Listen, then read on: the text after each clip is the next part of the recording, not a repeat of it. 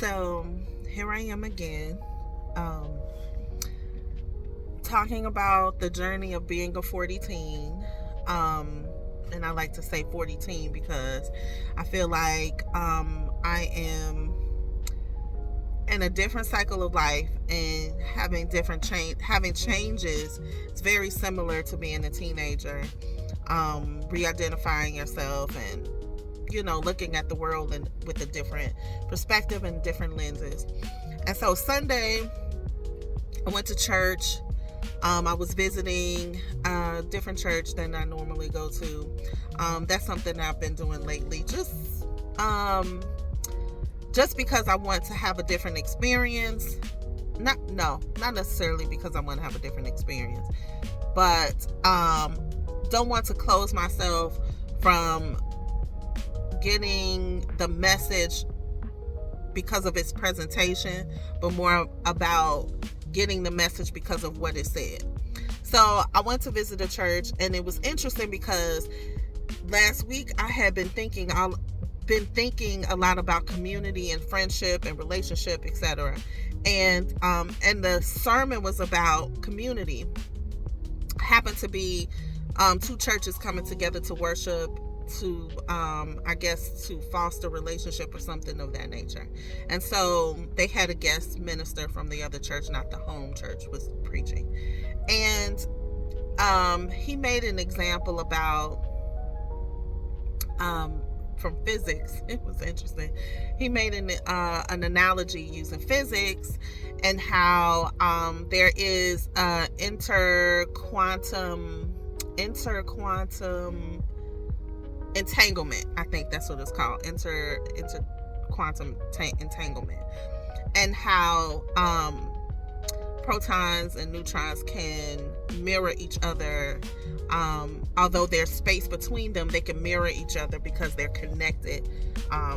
There is some sort of interconnection that happens with them, and they don't have to share the same space in order to be connected. And so he was saying that basically they are connected because they share the same faith, and that their connection through faith, they can mirror each other by their belief system, and they're automatically in relationship by faith, right? And so they are among the same community. And so that got me to thinking, how do we foster community? So people of the same faith are connected through their faith, by having the same belief system, and that you come to church like there's a lot of conversation about just historically what church has been to various communities, especially the Black community, from slavery and onward. But just I'm thinking of when my grandmother was a Jehovah's Witness, and I would go to the Kingdom Hall with her. I have had a lot of experience in different faiths, but my grandmother going to the Kingdom Hall and having a friend that used to pick her up, and they would go to different events together. They would go shopping together, and they went to the Kingdom Hall together. And then I think about my stepmother recently had brain surgery, and her surgery started like at 5 a.m. And so it was my father and I that were there with her. And so she thought about people being there to comfort us while we were waiting.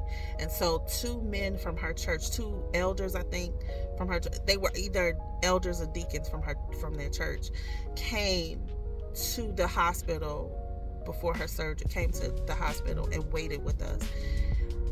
The surgery, like I said, was at 5 a.m. So that meant that they got up at 4 a.m. or earlier. They did not live in the area, so they drove 45 minutes to an hour to be there before she went in, and prayed with her and sat with my dad and I to comfort us until she came out of surgery. And that was community. And it got me to thinking, how there's a lot of conversation about being disconnected, cut people off, get away from this, da da da da. But as you're aging, what becomes important to you is different. And you start thinking, well, if I was hospitalized, who would come for me? Who's part of my community?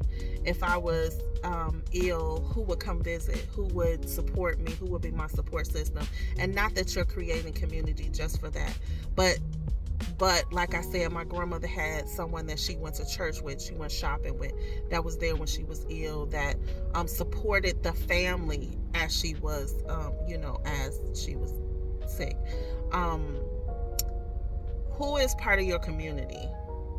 At this age, we're going through different cycles. And so, what was important to you at 20 and how you became friends, and what was important to you at 30 and how you created foster relationships at 30 is different. So how do you foster relationships at 40? And how do you make new relationships? Or how do you make new community?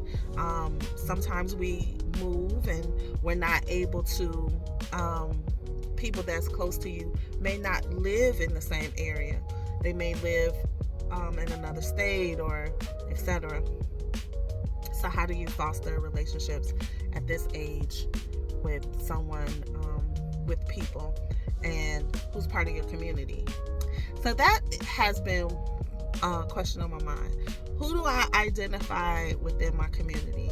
And one thing that comes to mind, like he said, was belief systems. Your belief systems, your values, who shows up, how do you show up for one another, how do you communicate, what ideals, and it doesn't mean, sometimes our values and ideals and things change as life goes on, and sometimes that can create space between people. But belief system, value system, how do you show up for one another? How do you communicate? Love and direction.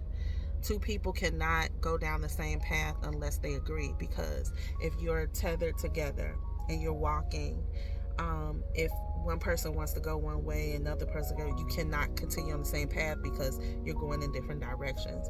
And so who's traveling on that same road with you? So how do you define community? Let me know.